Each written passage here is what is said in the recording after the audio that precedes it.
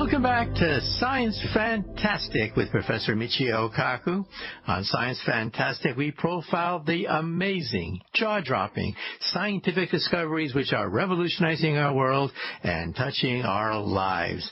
And in this hour, we're going to throw the lines open because this hour is your hour. This is the time when you can get to the phones or send me email.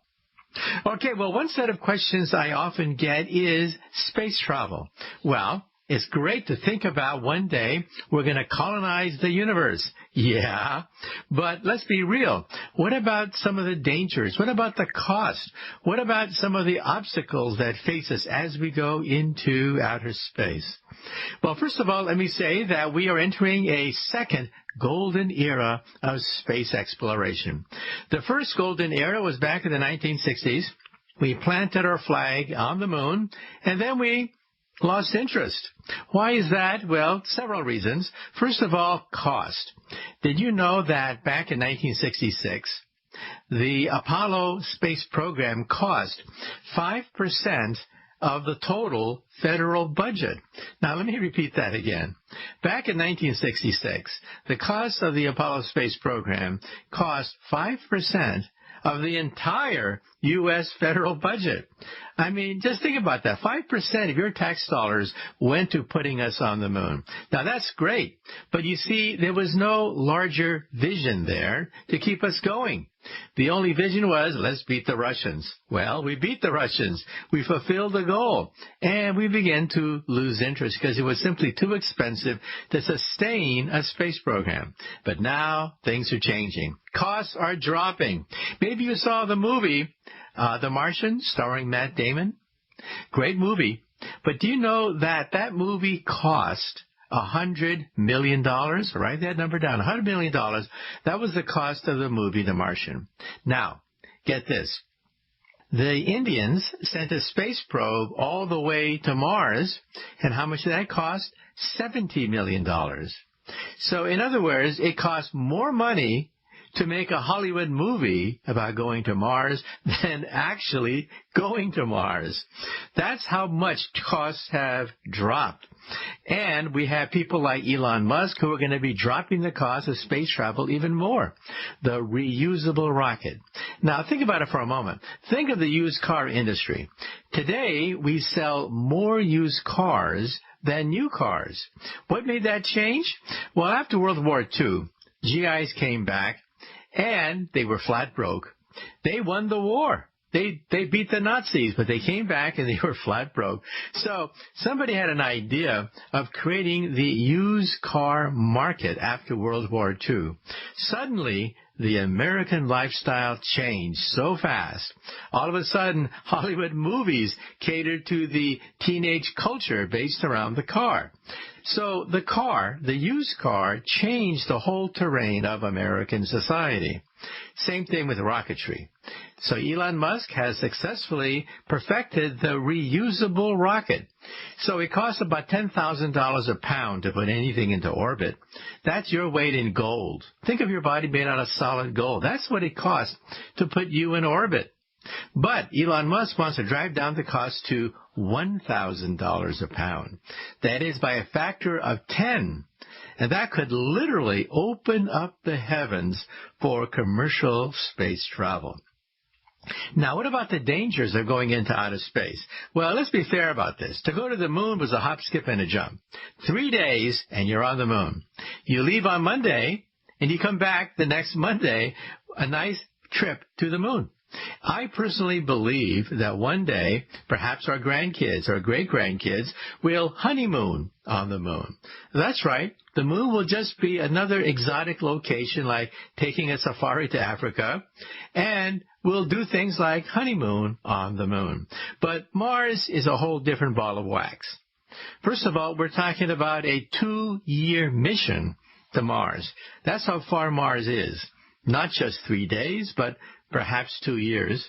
And we have the problem of weightlessness, radiation, micrometeorites, all sorts of problems. For example, the world's record for being under weightlessness, continual weightlessness in outer space, was set by Commander Polyakov of Russia He was in outer space for over a year, but when he came back, he could barely crawl. There's a videotape of him coming out of the space capsule, and he was crawling like a bug. I mean, think about that. He wasn't dashing out of the space capsule bragging about his year in space. No, he could barely crawl like a worm coming out of his space capsule. And why is that? Because even if you exercise in outer space, you suffer from muscle deterioration, bone loss, all sorts of things happen when you're in outer space and you are weightless. For example, did you know that you grow about 2 inches when you are in outer space? That's right. Because of weightlessness, your spinal cord does not have the tension that it does ordinarily, and so your spinal cord actually expands about 2 inches when you are in outer space. And then, of course, it contracts very rapidly after that trip to the heavens. And so you have to realize that space travel is great, but yeah, there are hazards involved.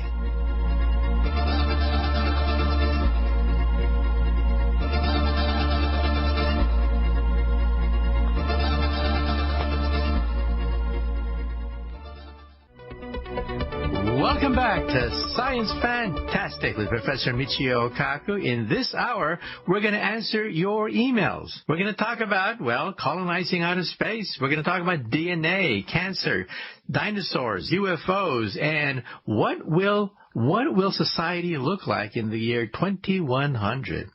Let's not have a crystal ball and look far into the future, not 10, not 20, but over 100 years into the future. What will it be like? Well, as I said before, one set of questions concerns the space program. Many of you out there are worried about the cost, but yeah, it's expensive to go into outer space, but costs are dropping because of new developments in reusable rockets and the economy of scale. And then the question is, well, what do we do when we go out there? Well, one thing we could do is mine the asteroid belt.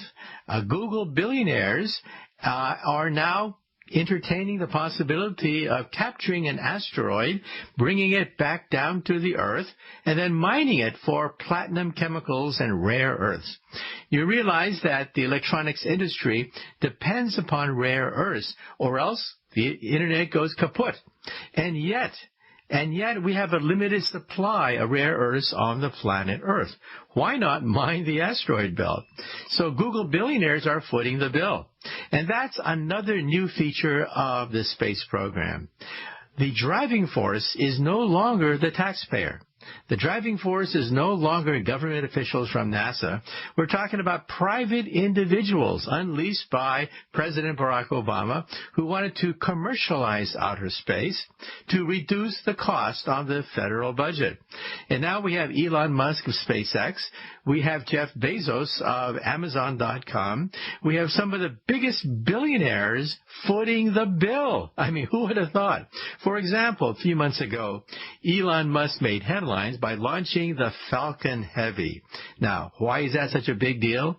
Why did thousands of people line up the streets of Cape Canaveral to watch another rocket blast off from Florida? That was no ordinary rocket. That was a moon rocket. I mean, think about that. It's been 50 years. 50 years since we last walked on the moon. And yet, a private individual using private funds has created his own moon rocket, the Falcon Heavy, which blasted off from the very same launch pad at Cape Canaveral that sent our astronauts to the moon back in 1969. 50 years later, we're going back to the moon. And funded by a private individual, Elon Musk. Not to be outdone, the richest man on Earth, Jeff Bezos. He's funding an entire spaceport in Texas. The Blue Origin's rocket is his creation. And we have New Shepard, which he thinks will take tourists into outer space. The New Armstrong rocket, which he thinks will take us to outer space and eventually to the moon. And so we're talking about private enterprise taking the lead. And then the next question is, well, what do we do once we get to Mars? Well, one thing we might do is terraform that planet. That is, make it into another Garden of Eden. Now, let's be clear about this. It's not going to happen anytime soon, because Mars is a frozen desert. It's awfully cold out there. Temperatures rarely go above the freezing point of water, so you would have to terraform it. One possibility of terraforming Mars is to use satellites, solar satellites orbiting Mars, to beam down the sun's energy to melt the polar ice caps. See, Mars has plenty of water. The problem is it's frozen water. And the ice caps have locked in much of the ancient water of Mars. So why not beam solar energy down to the red planet to melt the polar ice caps to begin the process of reviving the ecology of Mars? You see, Mars once had great oceans and rivers and lakes, believe it or not. In fact, we think there was an ocean about as big as the United States of America that was once on the red planet. So why not begin the process of melting the polar ice caps? And once you raise the temperature 6 degrees, then you get a greenhouse runaway effect. In other words, it sustains itself. And it basically terraforms itself once you raise the temperature by the critical temperature of 6 degrees. And so, of course, this is not for us. However, maybe our grandkids may have the possibility of beginning to turn Mars into a new home. And that's what it's all about. You see, Jeff Bezos and Elon Musk have a vision, not just to beat the Russians. We did that. We've been there. We've done that already. A new vision. First of all, Elon Musk has a vision of becoming a multi-planet species. That is, it's simply too dangerous to put humanity on one planet. We need a backup plan, an insurance policy in case something bad happens to the planet Earth. And Jeff Bezos also has a vision. The richest man on Earth believes that the Earth should become a garden. I mean, think about that. All the heavy industry, all the pollution would be sent into outer space, so the Earth becomes a park, a garden, this glorious place to live while heavy industry and pollution is all done in outer space. And to back it up, Amazon.com has announced that they're going to set up a service like Amazon to the moon. So our astronauts will be able to order any book or anything in the catalog of Amazon.com. So think about that. The ability of a private individual using his billions of dollars to open up the moon to commerce. And then going even beyond that, Elon Musk wants to go to Mars. That's right. Now, he was asked by the press, does he personally want to go to Mars? And he was quite blunt. He said, well, it's dangerous. He expects that some people will die in the process of going to Mars. He simply said he wants to go to Mars himself, but not on impact. That is, he does not want to die on Mars. Now, the press got his quotations all garbled up. You see, Elon Musk did say that perhaps he'll send astronauts to Mars on a one-way trip. Well, the media seized on that and says, aha, you're telling us that you're going to send astronauts to Mars to die? Well, they got it wrong. Because, you see, a trip to Mars might be in 2 steps. First, you send a robot to Mars that has empty fuel tanks. It mines the ice and other chemicals on Mars to create rocket fuel, which then fills up the robot's space capsule. So the first mission to Mars is robotic, to create rocket fuel for the return mission. Then humans go to Mars and switch rockets. They go from the rocket they came in to the new rocket, which is loaded with rocket fuel, and they come back. So in other words, yes, it is in some sense a one-way trip to Mars, but there is a ticket back. And the media missed that. So no one's talking about going to Mars to die. We're talking about going to Mars to save money and perhaps sending a robot rocket first to Mars to create rocket fuel. Well, once again, on Science Fantastic, we're talking about some of the emails that I get. Another set of emails concerns health. For example, cancer. Why don't we have a cure for cancer? I mean, we've been to the moon. We've conquered all sorts of diseases. So why not conquer cancer? Well, you see, cancer is different from other kinds of diseases. It's not a disease that comes from the outside in the form of a virus or a microbe. We have ways of defending ourselves against microbes and viruses and things like that.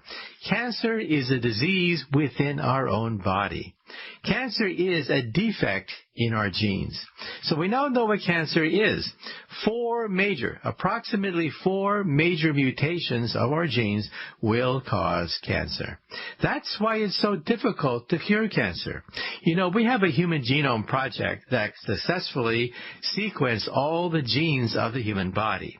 Great. But the problem is, cancer is an affliction of every tissue. So in other words, there could be thousands of different mutations altogether which can cause cancer. In other words, cancer is just not one disease. It's thousands of diseases lumped together into one category. So what is cancer? A mutation in our genes that simply makes cancer cells immortal. So they live forever and eventually kill us.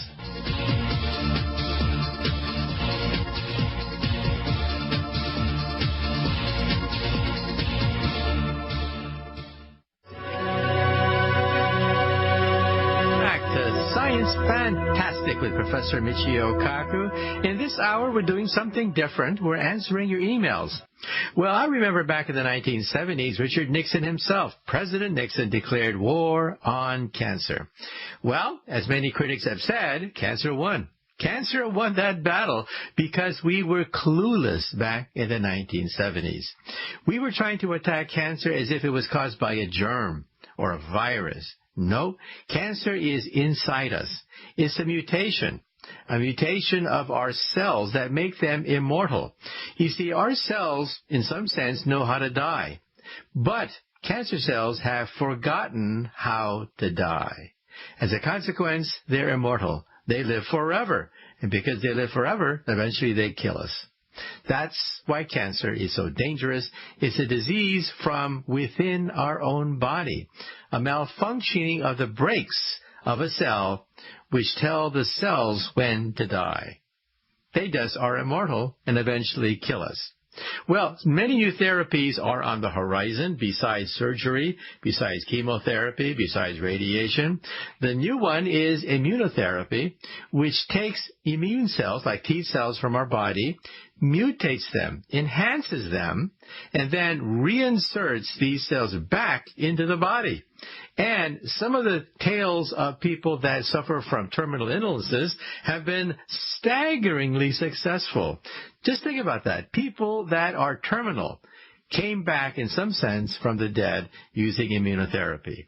Well, it's not a perfectly clear road for a cure because there are side effects. Not everyone responds to immunotherapy.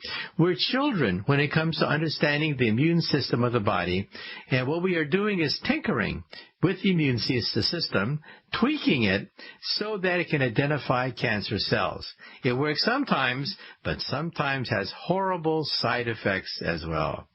Well, that's one therapy that's already hitting the marketplace. Another one, which is still being tested, is called nanotechnology. That is, creating smart bombs that single out cancer cells one by one. This could revolutionize cancer research. However, we should point out that it's still experimental. So even though nanotechnology is there, it's possible to arm cells so they can knock out cancer cells one by one. It's still in the experimental realm. And then people ask the question, if we know so much about our genes, if we have the Human Genome Project, then how come we can't cure all of them? I mean, that was the goal, right? It's been slow. Where are all the cures that were advertised with the Human Genome Project? Well, you see, the Human Genome Project simply cataloged all the genes of our body. It didn't tell us what they do, and it certainly didn't tell us how to cure defects in these genes. So think of a dictionary. Webster's dictionary with all the words of the English language spelled correctly with no definitions whatsoever. An empty dictionary. A dictionary of letters with no definitions. Well, you may say to yourself, that dictionary is useless. Well, that dictionary is the Human Genome Project. So in one sense, it is miraculous that we have it. Who would have thought that we could have a complete blueprint to create the human body? Who would have thought? That's the promise of the Human Genome Project. But the problem is we have a dictionary with no definitions.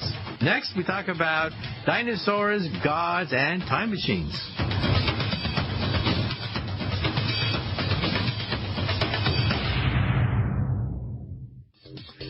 Welcome back to Science Fantastic with Professor Michio Kaku. In this hour, we're going to answer your emails.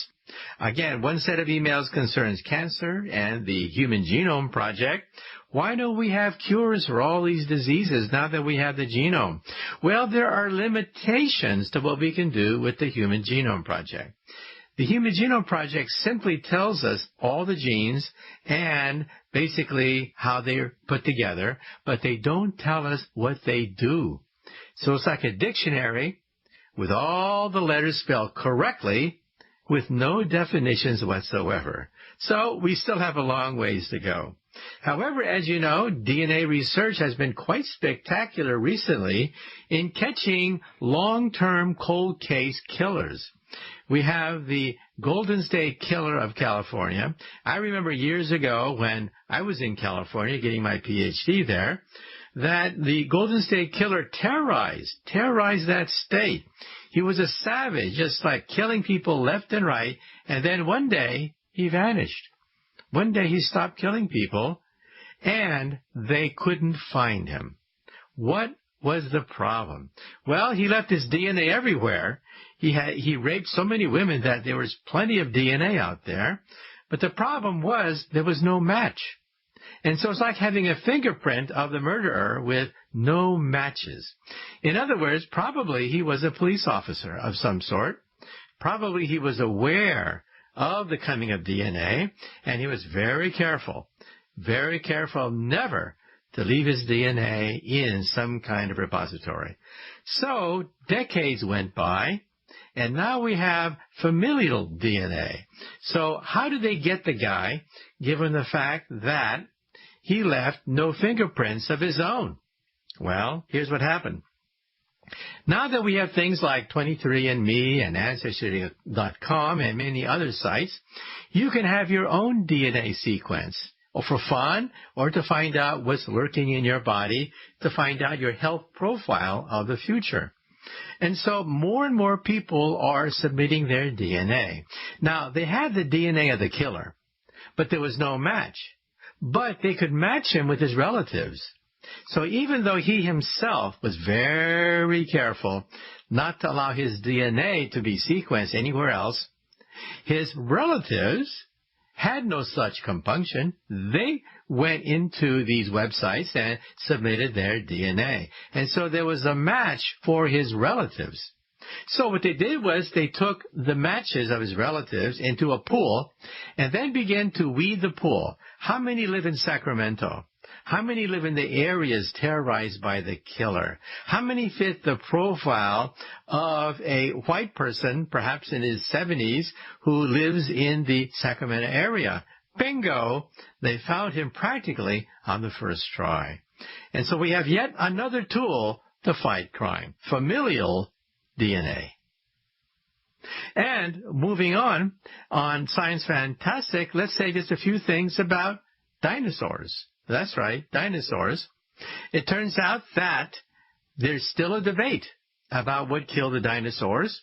Most scientists believe that what killed the dinosaurs was a comet or meteor that slammed into Mexico 65 million years ago. But some people hold out and say, no, it was volcanoes, a massive set of volcanoes that erupted in India, on the other side of Mexico, on the other side of the earth from Mexico. That's what killed the dinosaurs. So we had this debate. Was it an asteroid or was it volcanic eruptions in India? Well, some physicists say it was both simultaneously. Both occurred about 65 million years ago. And what's the link? The link is as follows. That meteor or asteroid which slammed into Mexico sent a shock wave right through the Earth to the other side of the Earth where it cracked the crust of the Earth. And that's the link. So perhaps it was one shot which caused two things to happen. One, the volcanoes, and two, the impact itself.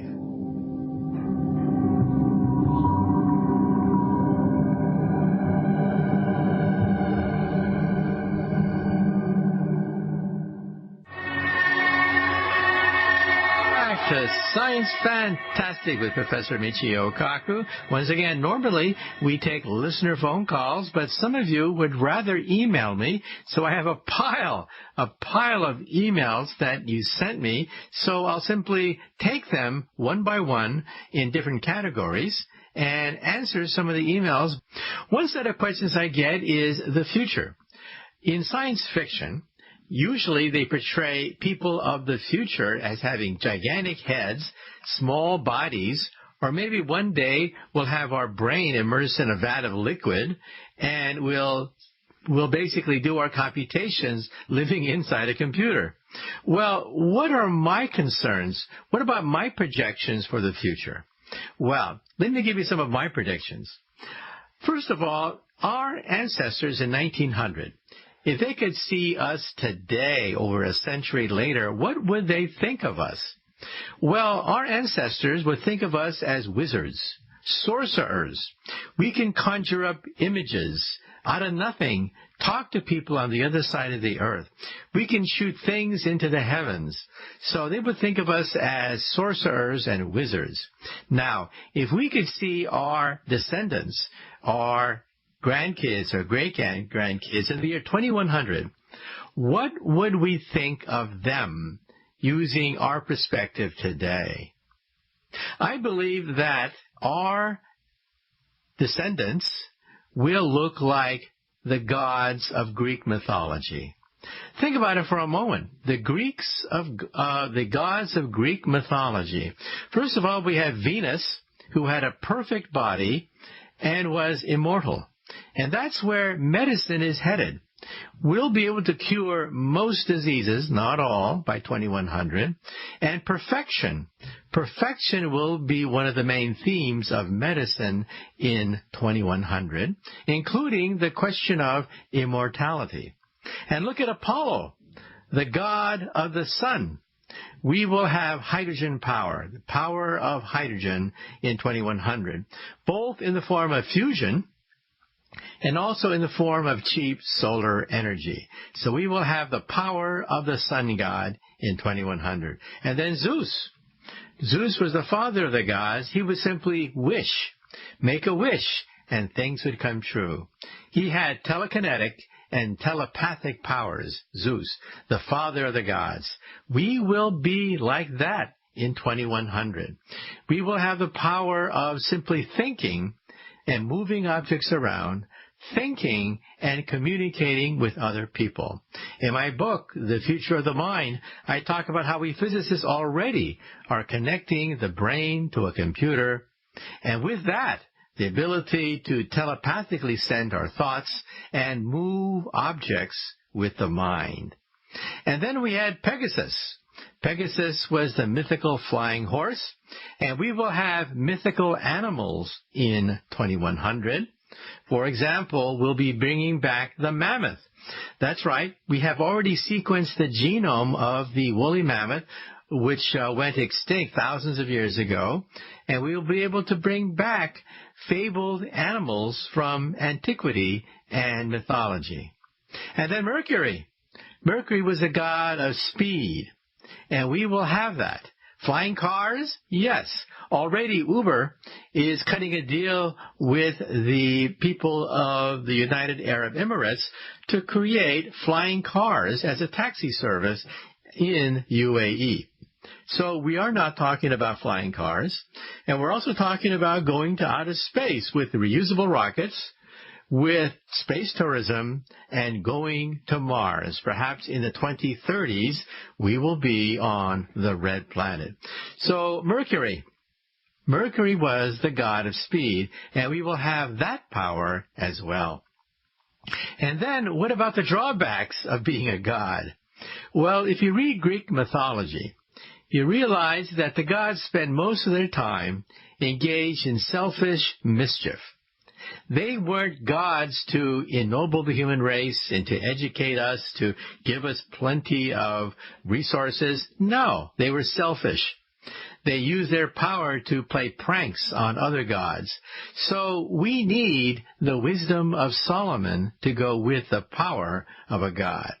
So in other words, my point of view is that by 2100, we will probably have godlike powers. But that doesn't mean we have godlike wisdom. We need the wisdom of Solomon to go with it. And where does wisdom come from? Well, one source of wisdom is democratic debate. In a democracy, people can democratically decide which way to go, rather than having some dictator lead us to wars that are totally unnecessary and barbaric. And how do we spread democracy? The Internet. You see, I differ from some of my fellow physicists. Most physicists believe that technology is morally neutral. It's good or bad. It has no moral direction of its own. I disagree with that, because the Internet, yes, the Internet can also be used for bad, but because it empowers the average person, it is empowering democracy around the world. You know, when I was a kid, we had an expression, dictator for life. Because during the Cold War, if your patron was the United States or the Soviet Union, you were permanent. No one could get rid of you. You were a pawn of the great superpowers. Those days are gone. We no longer have dictators for life. It means that because democracy has spread, people are beginning to make decisions on their own. And get this, in history, two democracies never war with each other. Think of all the wars that you had to learn since you were a child. Every single war, War of 1812, 1066, 1776, all the wars you had to memorize. They were never between two democracies. They were always between kings and queens and emperors, but never between two democracies. And that's where democracy comes in the picture.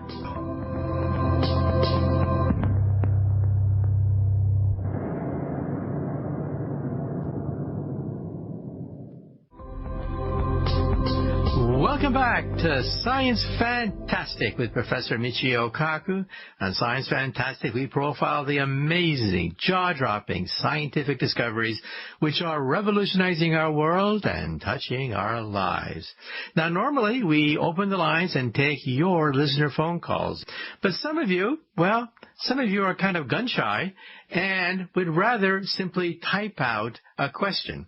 That's fine, too. So in this hour, we're going to take the questions that you email me. Specifically, we're going to talk about time travel paradoxes. How do you resolve all those delicious paradoxes that you see in the movies?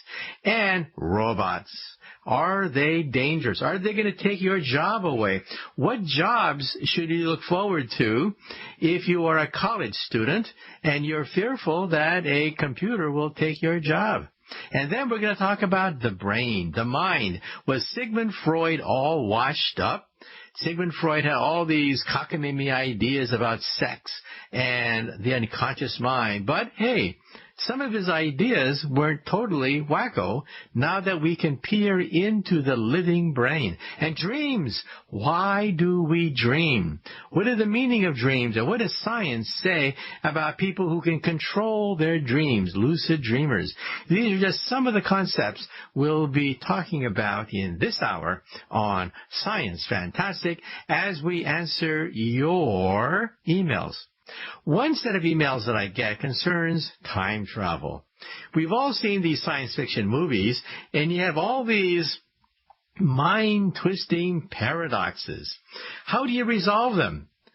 First of all, is it even possible that we can build a time machine? And second, if so, then how do you resolve all the paradoxes? For example, If you go back in time and meet yourself as a young boy or girl, and you killed yourself, then you just committed suicide in the past.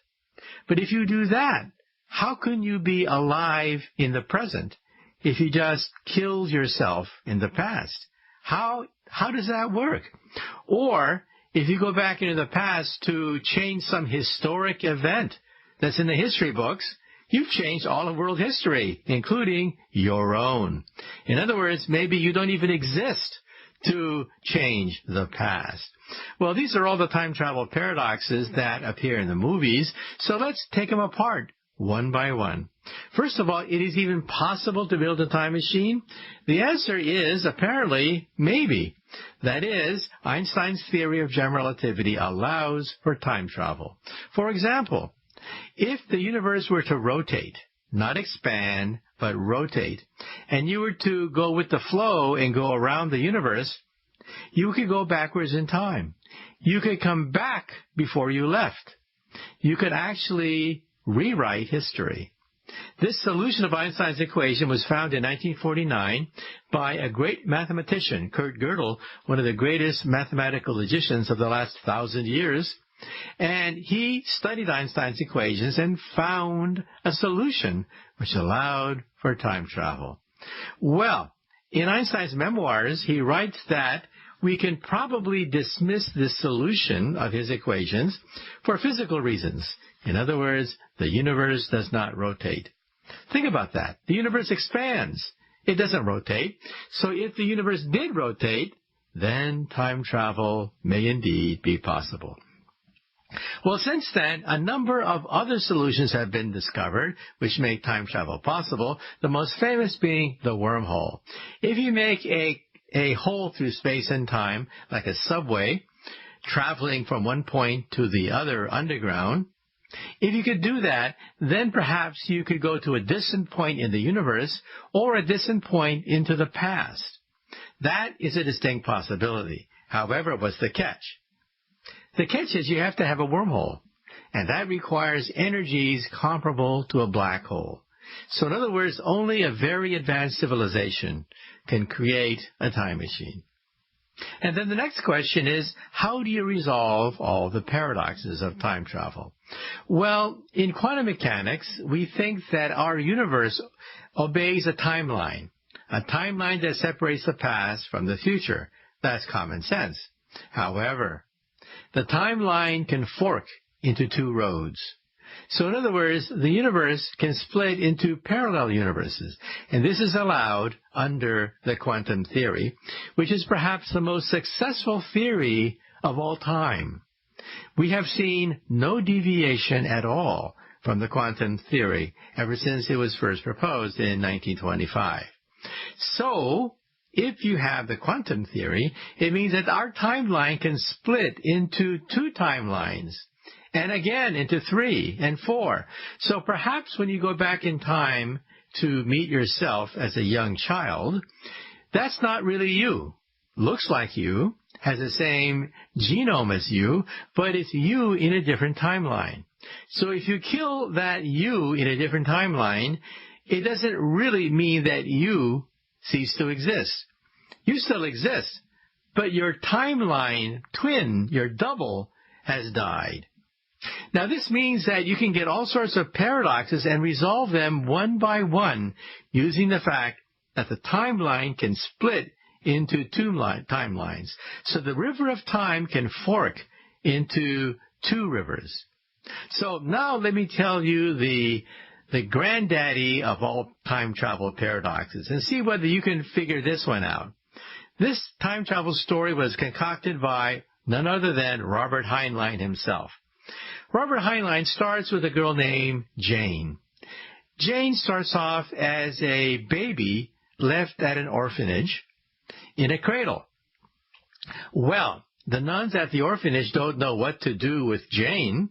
They call her Jane because they don't know what else to call her. And Jane grows up as an orphan in this orphanage. But she always wonders, who is my mother, my father? I was left as a foundling on the doorstep of this orphanage.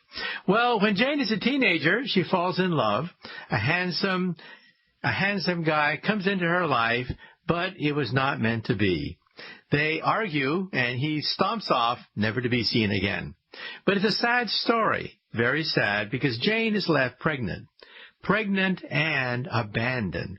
So what does Jane do? She checks into a hospital, gives birth to a beautiful baby girl, but it's a very sad story. Somebody that night breaks into the hospital and kidnaps her own baby girl. Well, Jane wakes up the next day horrified. First of all, she was pregnant and abandoned. Then somebody kidnaps her beautiful baby girl, and then it's even worse than that. What could be worse? The doctors find out she's actually a hermaphrodite. And to save her life, they have to change Jane into Jim.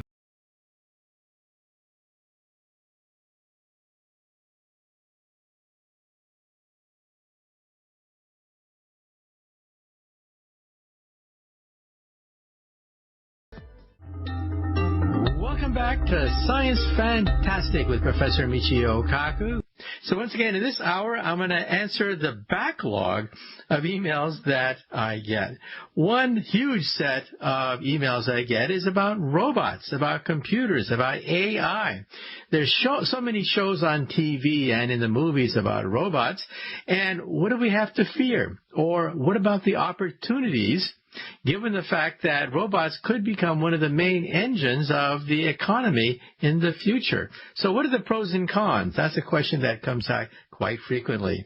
Well, this also came to the fore because of a debate between Mark Zuckerberg of Facebook and Elon Musk of SpaceX. Mark Zuckerberg says artificial intelligence is good. This will provide jobs, economic benefits. People will be employed by the robotics industry. It'll enrich our country. That says Mark Zuckerberg of Facebook. Elon Musk says, not so fast, not so fast. Let's not be naive. One day they could become dangerous. One day they could replace us. One day they could become an existential risk. So who's right, Zuckerberg or Musk? Well, personally, I think actually both are right to a degree. Zuckerberg is right for the next several decades. For the short term, yes, robots are going to give us new job opportunities. In fact, I think the robotics industry will become bigger than the automobile industry of today. I mean, think about that for a moment. After all, think of all the people employed by the automobile industry. People employed as people who repair cars, service cars, maintain cars, drive cars, use cars. And one day your car will be a robot. So your industry, the automobile industry, will be eaten up by the robotics industry because we'll have people who design robots, repair robots, service robots, make new generations of robots, handle robot accidents. We'll have a whole industry based on robotics. And one day we do have to realize that Elon Musk is not simply talking out of his head. Yes, they are potentially dangerous. At what point are they dangerous? They are dangerous when they become self-aware. That's not going to happen for many decades to come because robots do not know they are robots. However, one day they'll figure it out. And at that point, they may have an agenda different from our agenda. At that point, hey, let's not be naive about it. They could become dangerous. And when is that going to happen? Well, first of all, our robots today have the intelligence of a cockroach. A bug, a retarded cockroach, a lobotomized retarded cockroach. That's how smart our robots are today. If you put a bug in the middle of the forest, immediately it scurries around, finds shelter, finds food, finds mates. Bugs perform marvelously in the forest. You put our most advanced robot in the forest, and what does it do? It falls over and gets lost. So much for the robot revolution. But, let's not be naive. Computer power keeps growing in sophistication. One day the robots will be smart as a mouse, then as smart as a rat, then as smart as a rabbit, dog, or a cat, and eventually as smart as a monkey. At that point, they are potentially dangerous. Because monkeys have a very well-defined sense of who they are. They are self-aware. They know they're not humans. Now, dogs, on the other hand, Dogs are confused. Dogs think that we are a dog. We're the top dog, and they're the underdog. So you see, dogs have a different way of looking at humans. They think that we're dogs, just like them. That's why they lick us. That's why they follow us, because we're the top dog. Monkeys, they know better. And so when robots are as smart as monkeys, then we have to worry. And when is that going to happen? I don't know. But I think it's probably going to happen toward the end of this century at the rate at which we are creating robots. Now, you may have heard some stories of when robots will become smarter than us very soon. Within the next few years, the next few decades, they're going to become smarter than us. Well, yes and no. You see, smart is more than just computational speed, because the rate at which robots can process digits, well, at that point, that may exceed our ability to process digits as well. But that's not the point, right? The point is thinking, strategizing, understanding what you're doing. These things are more than just digital transformations. They require very complex motions of many central processors, not just one. Because after all, a digital computer has one CPU, just one CPU, a Pentium chip. Our brain is a parallel processor, processes 200 billion neurons simultaneously, not just one CPU, but 100 billion neurons working in unison. And our brain is not a digital computer at all. It is a learning machine. It is not a digital computer. Digital computers are adding machines. They add 1 million times faster than you, giving you the illusion that they think. Nope. They don't think at all. They just add much faster than us. But let's be honest, one day robots may attain that ability, and at that point, they could be dangerous. What do? I suggest we put a chip in their brain to shut them off if they have murderous thoughts. But then I have another set of questions. What happens if they're smart enough to go around a fail-safe system? If we put a chip in their brain to shut them off, what happens if they're smart enough to remove that chip? Then what are we going to do? Robots are going to become smarter every year, not dumber, but smarter every year.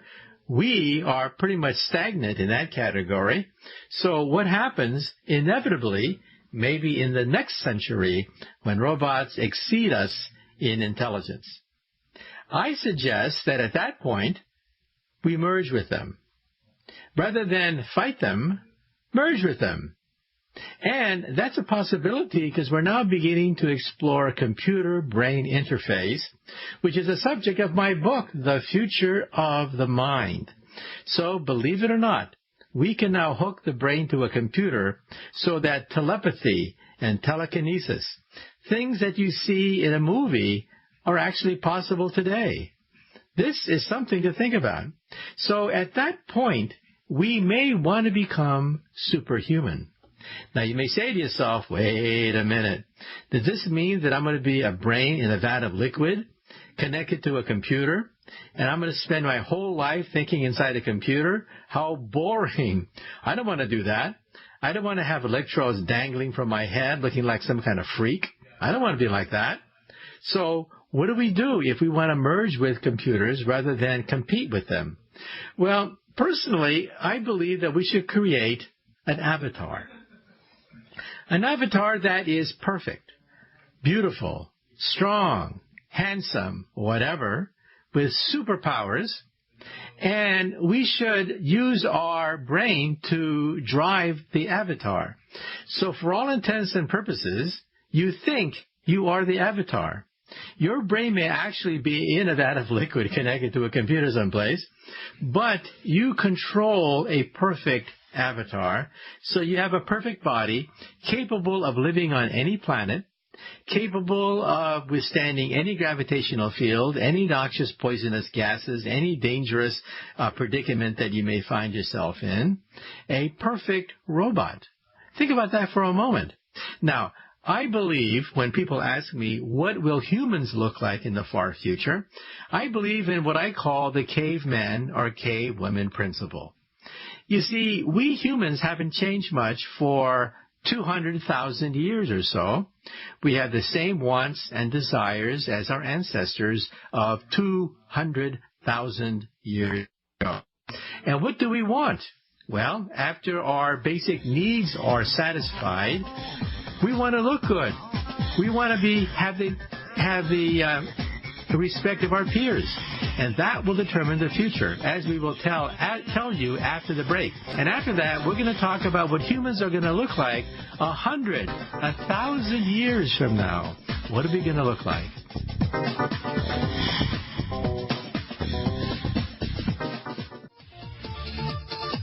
Welcome back to Science Fantastic with Professor Michio Kaku. In this hour, I'm going to take your emails and answer them. I have a pile of emails that have been sitting on my desk. So, as I said before the break, we're going to talk about the future of humanity, not just robots. I think that in the next century, that is, in the 22nd century, way in the future, when robots become extremely intelligent, and our fail-safe systems, our safety mechanisms all fail, what are we going to do? I say instead of competing with them, why not merge with them? Why not become super powerful, super beautiful, super handsome, capable of living on any planet, capable of withstanding any gravitational field, breathing any kind of noxious atmosphere, superhuman as we explore the universe. And then people ask me the next question, what are we going to look like? Well, when I was a kid, I read comic books like all the other kids on the block. And of course, the human of the future had a gigantic head, a huge head, a tiny, tiny, tiny little body. We were totally bald. And sometimes we were just nothing but a brain in a vat of liquid. And I thought to myself, yuck, who wants to live like that? Who wants to live the rest of your life immortal as a brain swimming in a vat of liquid connected to a computer? And who wants to live with this gigantic head with a tiny, tiny, tiny little body and being completely bald? Who wants to live like that? Well, I have a different point of view. I believe in what I call the caveman or cavewoman principle, the fact that we humans really haven't changed much in 200,000 years. We want to look good. We want to have the admiration of our peers. We want to have a good position in society. That's what we want after our basic needs are taken care of. And so, in the future, we'll still look like us. That is, we will enhance ourselves, we'll have superhuman powers, but we're going to look like us, except we'll be beautiful, we'll be handsome, we'll be super strong, capable of all sorts of feats. And if it means that we have to have certain electrodes planted in our head, well, we'll take them off on a hot date. So if we have a hot date that night, we'll take off our implants, we'll take off our helmets that give us these abilities and act normal. Because the caveman principle means that the basic human body is not going to change so much. So when science fiction writers talk about humans looking like some kind of freak, I don't think so. Because if we have tremendous powers of technology and science, why do we want to look like a freak? Why do we want to look like some idiot? Somebody that'll laugh at us? Why do we want to look like that? I think we will pretty much look the same way we are now.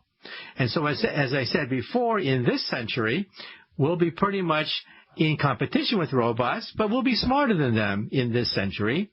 And in the next century after that, we'll probably merge with them. And then another set of questions I get is, well, let's get back down to earth. My job. Will my job be phased out? Or for that matter, your job as a professor, are you going to be on the unemployment line as machines get smarter and smarter? Well, let's talk about this after the break.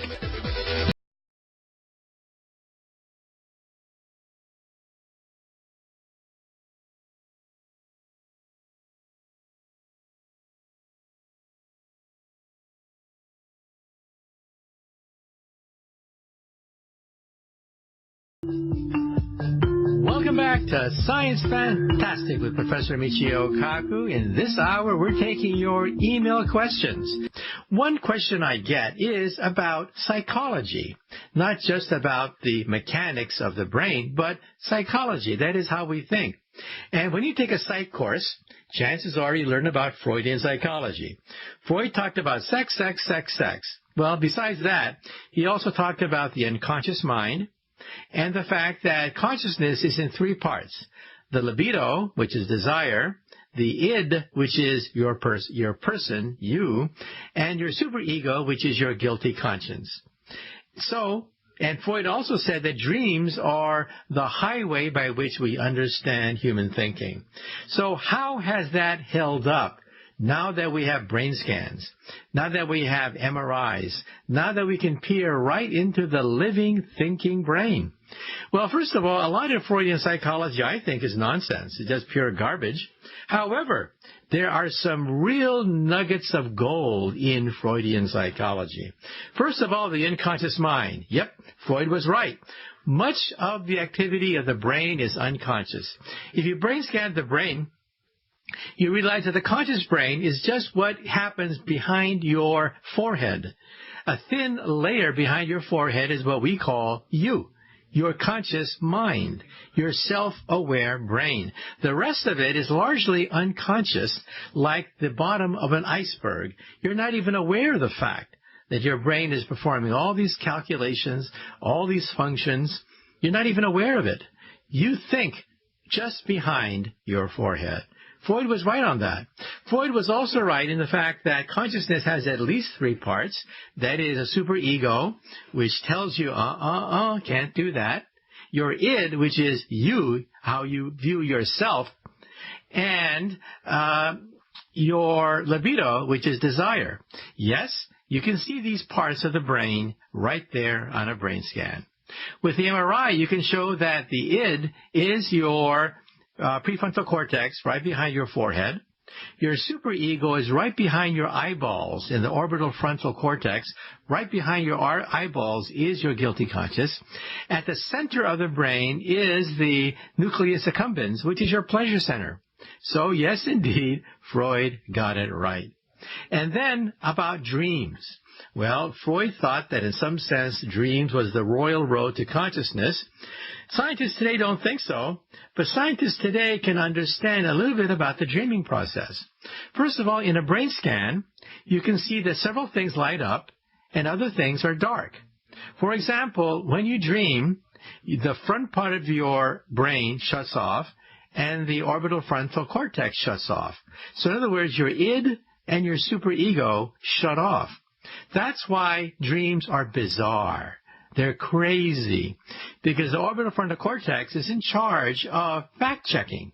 Your fact-checker is your orbital frontal cortex right behind your eyeballs. And they tell you that, something's wrong, something's not quite right. That is shut off. Therefore, the brain is free to roam as it does during a dream. Meanwhile, the center part of the brain is very active, mainly the amygdala, which controls emotion and especially nightmares and fear. That's why many dreams are unpleasant. That's why many dreams are, in fact, nightmares, because that part of the brain lights up when you are dreaming. And then the next question is, can you control your dream? This is called lucid dreaming, and the answer is yes, it is possible. It was once considered folklore to be able to be awake while you dream, but now we see it with brain scans. We can take, for example, a lucid dreamer, put him in an MRI machine, have him dream, and the prefrontal cortex is fully active as the person dreams. So the amygdala lights up, meaning that the person's emotions are activated, but the person's prefrontal cortex also lights up, meaning that he is fully awake while he is dreaming. Think about that for a moment. And it turns out that Buddhist monks centuries ago wrote handbooks about how to do it. Yes, believe it or not, there are handbooks about how to become a lucid dreamer. One, remind yourself just before going to bed that you are going to control your dream. B, have a notebook a notebook that records all your dreams. And yes, you too can control your dream. Good day.